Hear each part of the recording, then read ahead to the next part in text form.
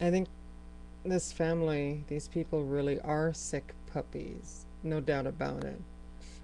But one thing I wonder is if there isn't a little bit of this church, these attitudes in the majority of Americans, just not so extreme.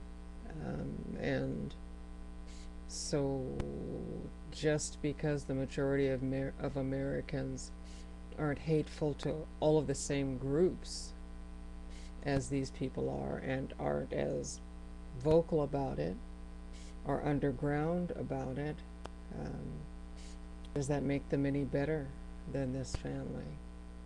At least you know where these people stand. I think what scares me more are the people who are thinking these hateful, hateful things about gays, lesbians, bisexuals, blacks, Mexicans, Jews, Muslims, and maybe just that one specific group, but it's just as hateful, and they don't really verbalize it. They're undercover with it, underground with it. At least these people, like I said, you know where they stand. They're real upfront with it. They're sick, misguided, pitiful, hurtful, and hurting people. They must be hurting. To be filled with that much hate, something happened to that leader.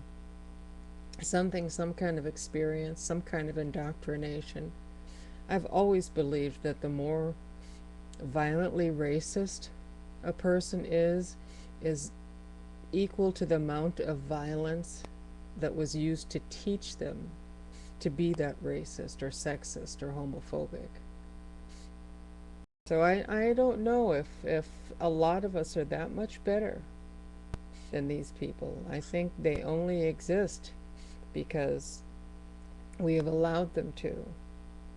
They represent the darkest part of this country, the underbelly of hatred that we all know is there. The amount of nooses that are being hung in workplaces, high school campuses, college campuses, has been escalating. Gay battering, bashing, violence against women. Hate crimes are going up yearly. Racist, sexist incidents. Violence, rape, murder of women, child abuse, it's all going up. It's almost like this family is just a little microcosm of the disease that's going on in this country. They could not be here in this country if we didn't want them to be. They're the kind of people this country breeds. We have allowed to come about. Because of what? I don't know if it's, yeah, a lot of it's misinformation that's gotten out of the Bible. Yeah.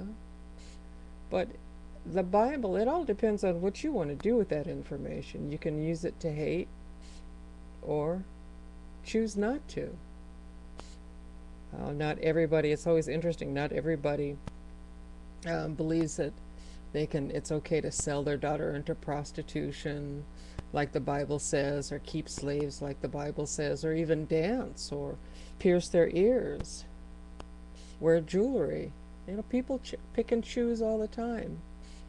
It's always so interesting to see what people pick and choose to live by out of the Bible. Oh no, I live strictly by the New Testament, not the Old Testament. Aren't they both the Bible? How can you choose one and not the other? How can you pick and choose?